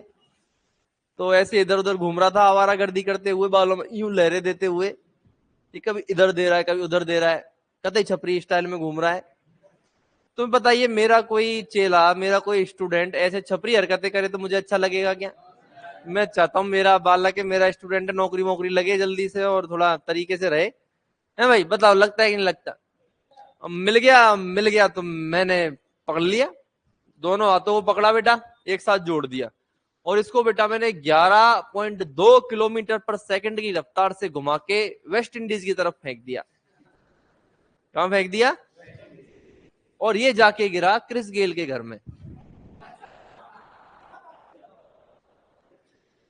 कहां जाके गिरा? दोनों ने बढ़िया डांस किया। क्रिस गेल में मजा आता है डांस करने में, दारू पी बढ़िया, दोनों ने सेट हो गए, है ना? अब साहब, अब साहब क्या है, तो दोस्त बना लिया, बढ़िया दोस्त बन गया किसका? Chris Gayle. क्रिस गेल ने भाई इसकी शादी करवा दी लड़की से। बढ़िया लड़की थी, क्यूट सी, बढ़िया क्यूट सी लड़की थी, दांत ही दांत दिखते थे उसके, और कुछ और कुछ दिखाई देता नहीं था। तो दोनों ने शादी कर ली, वहीं इनके बच्चे हो गए, बढ़िया वहीं सेटल हो गया है, मजा आ गया, मजे ही मजे। कि सर ने भला कर दिया, वहां तो पता नहीं चला क्या होता जिंदगी का, यहाँ मजे हो रहे हैं आराम से, कोई दिक्कत ही नहीं है ना। ऐस चल रही है। 10 साल बाद इसको याद आई कि गुरुजी ने इतना भला किया, तो गुरुजी से मिलके आए, देशवासियों से मिलके आए, अपने घर तो जाके आए। तो ये वापस लौट के आया बीवी बच्चे को लेके। पहले गया अपने घर, घर वालों से कहा कि मैं तुम्हारा बेटा हूं। घर वालों ने जूते देना शुरू कर दियो कि हमारा बेटा ऐसा था ही नहीं। शकल ही बदल गई, छोरा काला पड़ गया, कि हमारा छोरा तो थोड़ा सा गोरा था, ये तो रूप ही बदल गया, ये तो पता नहीं कौन है भाई, तो हमारा नहीं है। जूते दे के इसको बाहर भगा दिया। तो बेटा रंग काला पड़ा कि नहीं पड़ा? इसको छोड़ो, मैं 5 साल बीकानेर रह के आ गया था, मेरा ही पड़ गया था काला। अरे काय के गोरे हो गए? वहां 8 महीने कूलर चलाना पड़ता है बेटा, बीकानेर जैसलमेर में, है ना? मजाक नहीं कर रहा, एनवायरमेंट है तो है ना? जैसे जयपुर में तो आपको 2 से 3 महीने कूलर की जरूरत पड़ती है मेन। अब ये जैसे मौसम आ गया तो पंखा 2 पे चला के सोते तो उसी में सर्दी लगती है रात को, है ना? इसके बाद अब आपको कूलर की तो जरूरत पड़ेगी नहीं, कूलर बंद हो गए महीने भर पहले से ही, है ना? तो वहां 8 महीने चलता है, अभी चलेगा ये, आपका चलेगा सितंबर तक। तो ऐसे ही ये तो वेस्ट इंडीज गया था। कहाँ गया था? West Indies. तो रंग बदल गया, बदला कि नहीं बदला? तो बेटा एनवायरमेंट का फर्क पड़ा कि नहीं पड़ा? जीन तो आज भी इंडिया वाला ही, ब्राउन मुंडे वाला है इसका, है ना? और बन के आया है ये वेस्ट इंडीज का निग्रो मुंडा। कौन सा मुंडा बन गया है? निग्रो मुंडा, निग्रो बोलते हैं उनको। तो बेटा वातावरण का फर्क पड़ा ना, जीन थोड़ी बदला, लेकिन फिनोटाइप तो बदल गया। बोल बदला कि नहीं बदला? चलो ये तो नितिन का एग्जाम्पल हो गया। अब अपन ले लेते हैं कि स्मॉल टी वाला पादप था। कौन सा पादप था? स्मॉल टी वाला पादप बोना होता है। उसके ऊपर अपन ने जिब्रेलिन का छिड़काव कर दिया। इसका छिड़काव कर दिया जिब्रेलिन हार्मोन का। जिब्रेलिन एक पादप हार्मोन है जो पादप, छोरा कर दिया मैसेज? पता नहीं क्या गुदगुदी हो जाती है तुम्हारे। क्या कहता है उसको फिर तू? किस नाम से पुकारता है हसीन दिलरुबा, जवानी जाने मन, है? क्या कहता है? बाबू, बसंती, ए चलो बेटा, आ जाओ आ जाओ। बहुत बड़े शाबाश बेटा। ए कई कह रो है? ते लखन सही ना है, ते रिंदे मान जाकर लाला कछु ना धरो। तो सुनो बेटा, ध्यान देना। जिब्रेलिन डाला तो अब उसकी लंबाई बढ़ जाएगी। जीन तो उसका स्मॉल टी है। तुमने जिब्रेलिन डाला तो लंबाई बाहर से तो तुम्हें ये लंबा दिख रहा है। तो वातावरण से फिनोटाइप पे फर्क पड़ा कि नहीं पड़ा? जीनोटाइप तो अब भी उसका होने वाला ही है ना? तो बेटा अगर फिनोटाइप देखना है तो वो जीनोटाइप तो है ही, देखो जो जीन है उसका तो रिजल्ट आएगा ही आएगा, लेकिन साथ में और कौन अपना रिजल्ट देगा? किसी का इंसान में ले ले लंबा होने वाला जीन था, अब किसी को खाना पीना ही नहीं मिल रहा बेचारे को, तो लंबाई बढ़ेगी क्या? माल न्यूट्रिशन का शिकार हो जाएगा ना। तो वातावरण का प्रभाव पड़ा कि नहीं पड़ा बेटा? अरे बोलो। बस वही वाली बात है। तो इसको मैं ऐसे भी लिख सकता हूं, वीपी बराबर वीजी प्लस वीई। वी का मतलब क्या है यहां पर? Variation in phenotype. क्या मतलब है? वेरिएशन इन फिनोटाइप, मतलब फिनोटाइप में जो भी परिवर्तन होगा, लक्षण प्रारूप में जो भी परिवर्तन होगा वो वेरिएशन इन फिनोटाइप,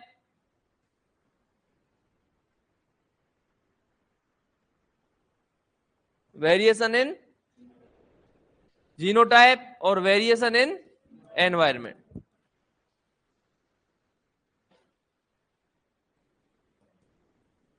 क्या समझ में आया बेटा? कि फिनोटाइप या फिर लक्षण प्रारूप में जो भी परिवर्तन होगा वो जीन प्रारूप में परिवर्तन और वातावरण में परिवर्तन के योग के बराबर होगा। बोलो इसमें कोई समस्या? कर दोगे क्या? लिखो।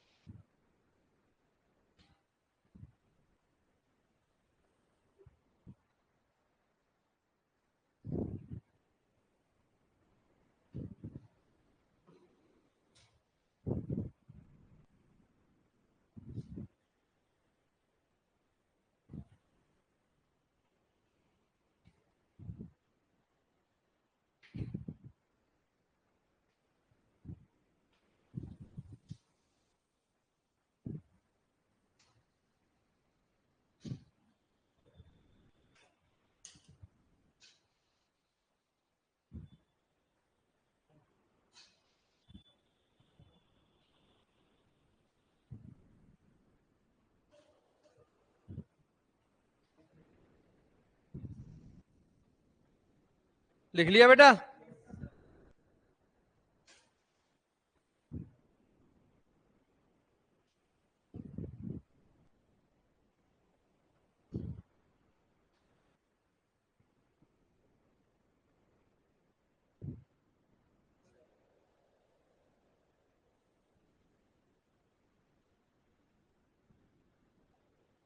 चलो बेटा अब लिखो, मेंडल ने मटर के पादप में, लिखो मेंडल ने मटर के पादप में, मेंडल ने मटर के पादप में क्या बेटा, हाँ सीधा आगे लिखो इसके बाद में, मेंडल ने मटर के पादप में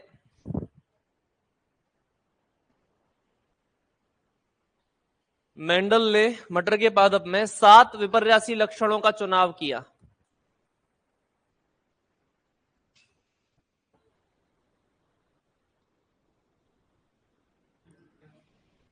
सात विपर्यासी लक्षणों का चुनाव किया।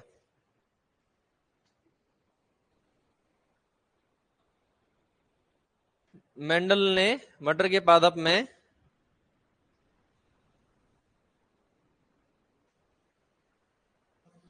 कितने विपर्यासी लक्षणों का चुनाव किया? 7। ये क्वेश्चन पूछता है मेंडल ने कितने लक्षणों को चुना?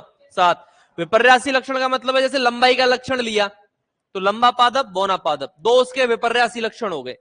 लंबाई एक लक्षण हो गया, उसके दो विपर्यास हो गए, लंबा और बौना।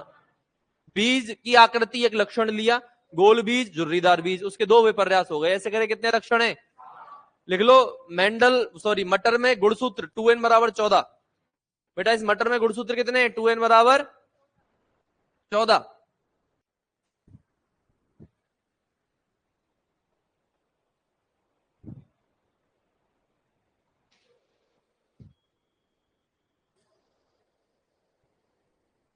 लिख दिया बेटा?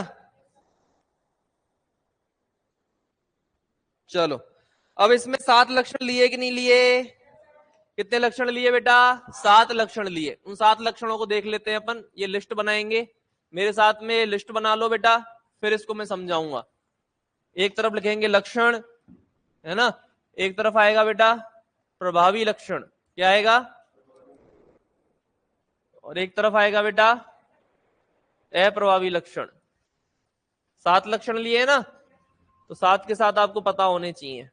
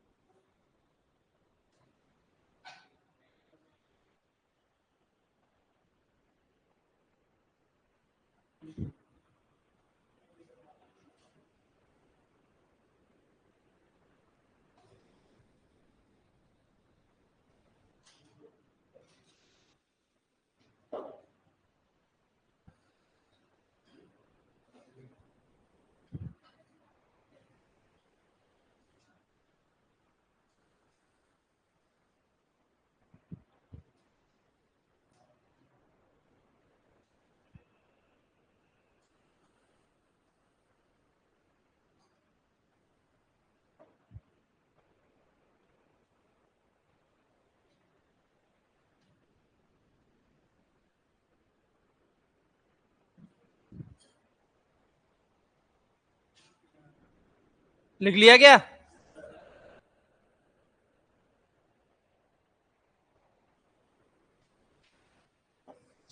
चलो बेटा शुरू करते हैं। आ जाओ इधर। 7 लक्षण है। देखो ये अलग से याद रख लेना, पादप की लंबाई सबको याद रहता है ये तो। फिर दो दो के ग्रुप में बीज पत्र, बीज पत्र के अंदर ही बीज के अंदर ही बीज पत्र होता है। फली, फली, पुष्प, पुष्प। 2 बीज के, 2 फली के, 2 पुष्प के, एक लंबाई का है। तुल्य पादप की लंबाई, लंबा पादप, बौना पादप। बीज पत्र का रंग पीला, देखो बीज पत्र अंदर होता है, पीला डोमिनेंट है, हरा रिसेसिव है। डोमिनेंट मतलब क्या है बेटा? डोमिनेंट मतलब प्रभावी, और रिसेसिव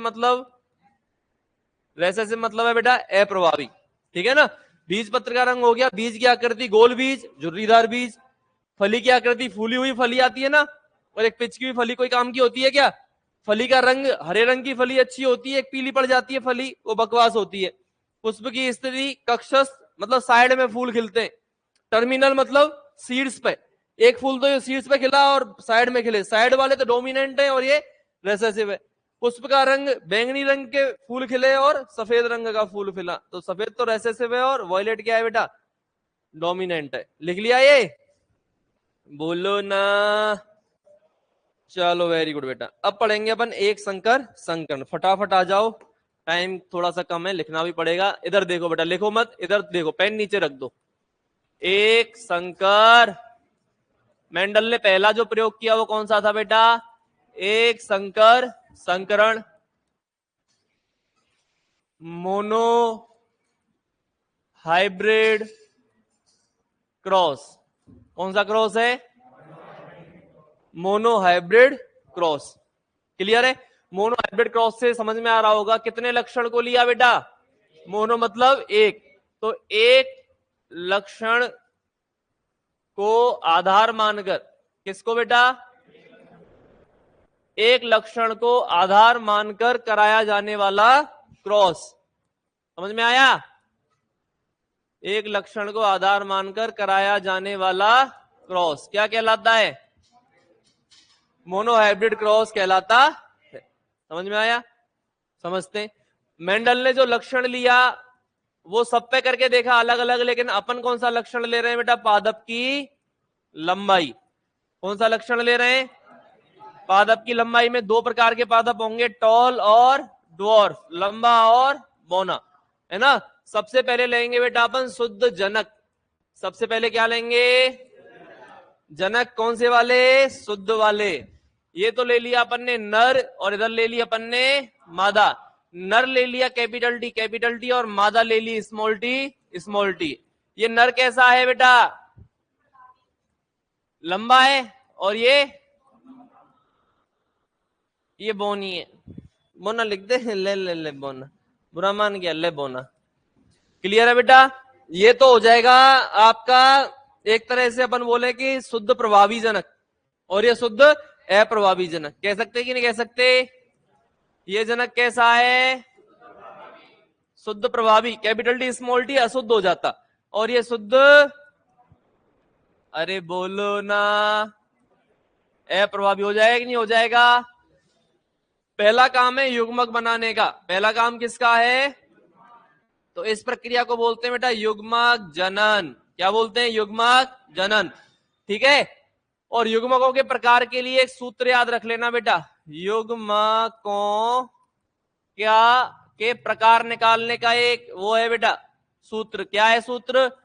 2 की घात n, 2 की घात n। और यहां पर n क्या है, तुम्हें दिखता है क्या इधर से कुछ, या अंधे में चलता है कि पता नहीं बोल रहा है मास्टर, दिख जाता है यहां से। विषम युग्मजियों की संख्या, इधर कम बैठते हो तुम लोग, इधर से साफ दिखता है। n बराबर क्या है बेटा, विषम युग्मजियों की संख्या। क्लियर है। चलो इसमें बताओ, इसमें युग्मक के प्रकार निकालने हैं हमें। इसमें क्या निकालने हैं, युग्मक के प्रकार। तो बता दो बेटा विषम युग्मजी कितने हैं इसमें। n बराबर क्या है, कैपिटल टी है कि नहीं, तो विषम युग्मजी 0, कैपिटल टी है तो समयुग्मजी है। तो n बराबर क्या है बेटा 0।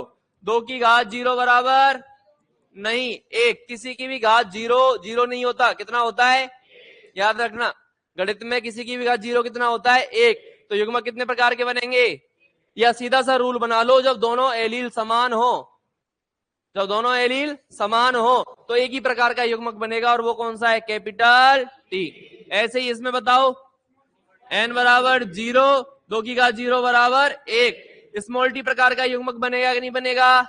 ये नर युग्मक है और ये मादा युग्मक, बढ़ा दें दोनों को, ये बना कैपिटल टी स्मॉल टी, और ये है आपकी कौन सी पीढ़ी बेटा, अरे कौन सी पीढ़ी, कौन सी पीढ़ी, कैपिटल टी स्मॉल टी। फिर गलत टाइम पे लाया, पिछली वाली चाय तेरी खराब हो गई यार, बाबा से मत लाया करे, इसकी वो जो मलाई होती है ना हरी पड़ जाती है। सोच कितना जहर पिला रहा है ये डोकरा, चेंज कर दे डोकरे को, कहीं और से लाया कर, इससे थोड़ी लाता है ना, इससे लानी नहीं है। अदरक गई भाड़ में, कल को मर गए क्या मतलब है, अभी अभी तो यार सारे काम हुए हमारे। नौकरी छोकरी साथ में मिले, तू कह रहा है कि अभी मर जाए हम। बोलो बेटा राधे राधे। अब ये लिखो मैं चाय पी लेता हूँ।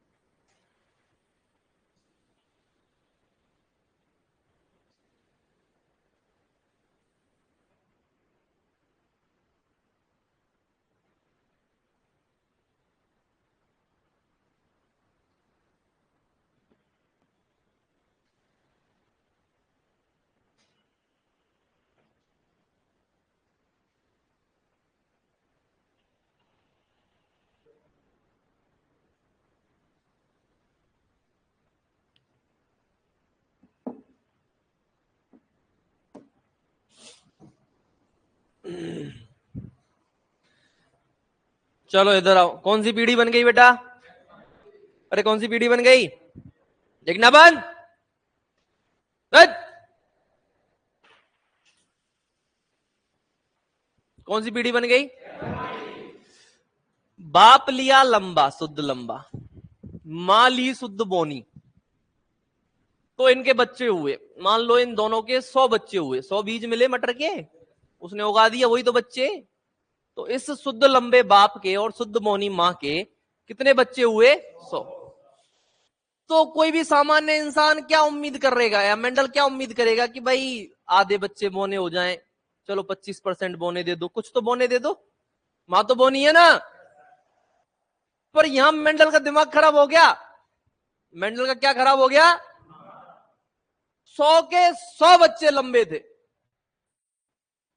अब अपने तो अपनी सोसाइटी में ऐसा होता तो क्या बोलते? बाप पे गए। क्या बोलते? बाप पे गए सारे बच्चे। क्यों गए बाप पे? माँ ने क्या बिगाड़ा है? माँ भी तो बोनी है, एक तो बोना दे दो उसको। वो भी तो बोना चाहती है ना, एक बच्चा बोना दे दो। मेरा बच्चा कहाँ है? सारे बच्चे लंबे तो बाप के हो गए। नहीं चलेगी, नहीं चलेगी दादागिरी। कौन बोल रही है? बेचारी बोनी माँ, बेचारी बोनी माँ। बोलो भारत माता की। यहां मेंडल का दिमाग खराब हुआ कि बोनी माँ के साथ में अच्छा नहीं हुआ है। बोनी माँ चाहती है कि एक बच्चा तो बोना है, पर एक भी बच्चा बोना नहीं है, सारे बच्चे लंबे। ये 2.5 किलो का हाथ है, कहा दिया।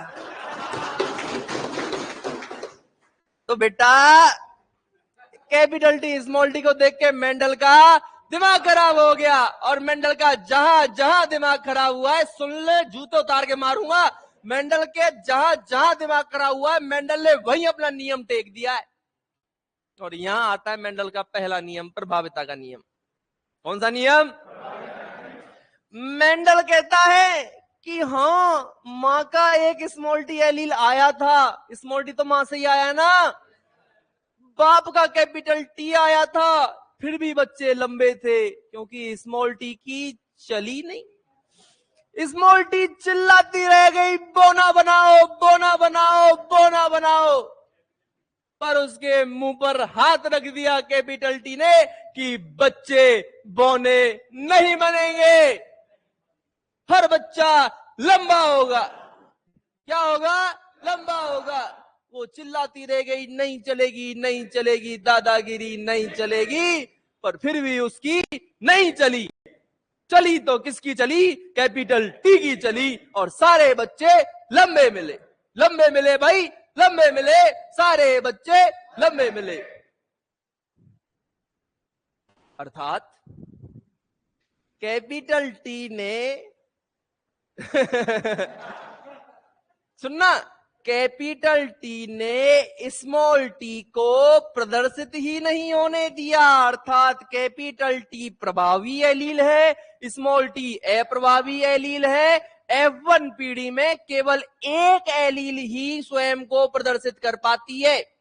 F1 पीढ़ी में केवल एक एलील स्वयं को प्रदर्शित करती है, जिसे प्रभावी एलील कहते हैं। तथा जो एलील स्वयं को प्रदर्शित ही नहीं कर पाती, वो अप्रभावी एलील कहलाती है। और यही प्रभाविता का नियम है कि F1 पीढ़ी में केवल एक एलील स्वयं को प्रदर्शित करेगी, जिसे प्रभावी एलील कहते हैं। और जो एलील स्वयं को प्रदर्शित करके जो लक्षण प्रदर्शित करेगी, वो लक्षण प्रभावी लक्षण कहलाएगा। ये कैपिटल टी बोलेगी कि लंबा बनाओ, तो पादप लंबा होगा। होगा कि नहीं होगा?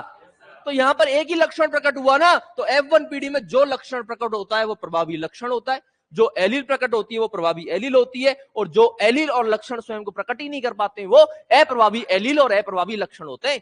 और यही प्रभाविता का नियम है, मेंडल का पहला नियम। बोलो, बहुत बढ़िया बेटा। F1 पीढ़ी बन गई, मेंडल का दिमाग खराब हुआ, मेंडल ने नियम लिख दिया, मेंडल अभी सेट है, मेंडल अभी सेट। अब बोल रहा है चलो आगे बढ़ते हैं, F2 पीढ़ी बनाते हैं, चलो आगे बढ़ते हैं और F2 पीढ़ी बनाते हैं। कौन कह रहा है? F2 पीढ़ी, हाँ लिख ले बेटा। F2 पीढ़ी बनाने के लिए मेंडल कराता था स्वयंपरागण। क्या कराता था? स्वयंपरागण। यही है नर और यही है मादा। इसी पादप के परागकण लेके इसी पुष्प के वर्तिकाग्र पर डाल देगा। कौन? मेंडल। तो F2 पीढ़ी बनाने के लिए मेंडल क्या कराता है? क्या कराता है बेटा? ये है नर, ये है मादा, यही है नर और यही है मादा। कैपिटल डी स्मॉल टी वाला ही नर और कैपिटल डी स्मॉल टी वाला ही मादा। यहाँ तो परपरागण कराना पड़ेगा, बोनी से लंबे से लाके बोनी पर डालना पड़ेगा। यहाँ तो परपरागण कराना पड़ेगा, यहाँ इसी का परागण लेके इसी पर डाल दिया। अरे बोलो, स्वपरागण कराएंगे। क्या कराएंगे? तो क्या करा दें बेटा? सबसे पहले युग्मक जनन करा दूं क्या? बोलना।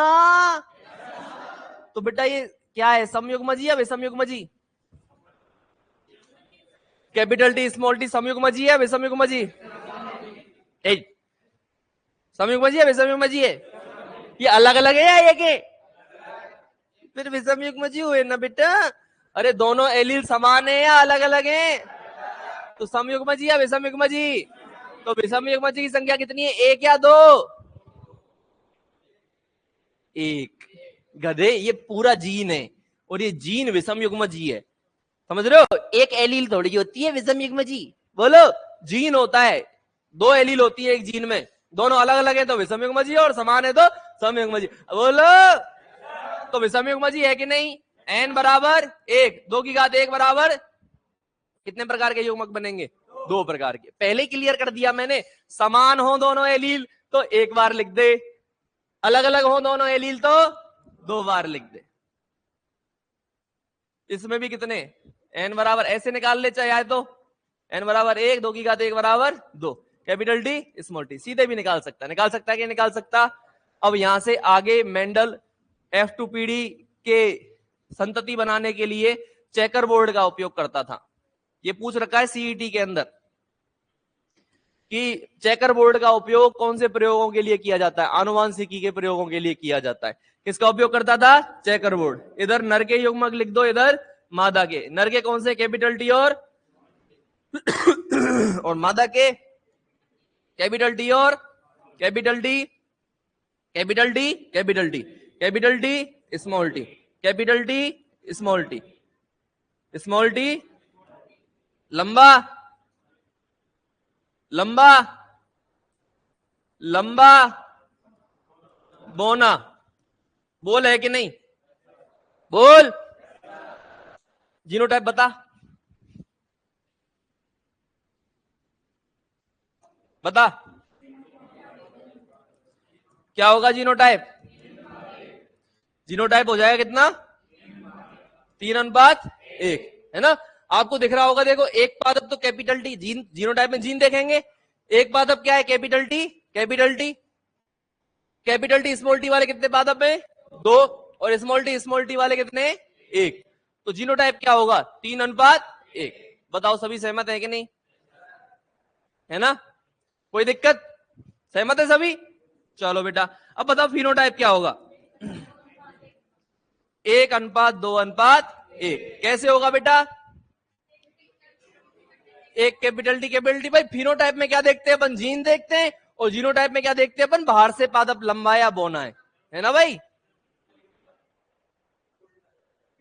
नहीं सही है सही है भाई। फिनोटाइप में तो देखोगे gene, capital T, capital T, capital T small T. भाई जीन कैसा है? और जीनोटाइप में देखोगे एक लंबा, सॉरी 3 लंबे, एक बोना। ये तो लिखवा रहे हो तुम।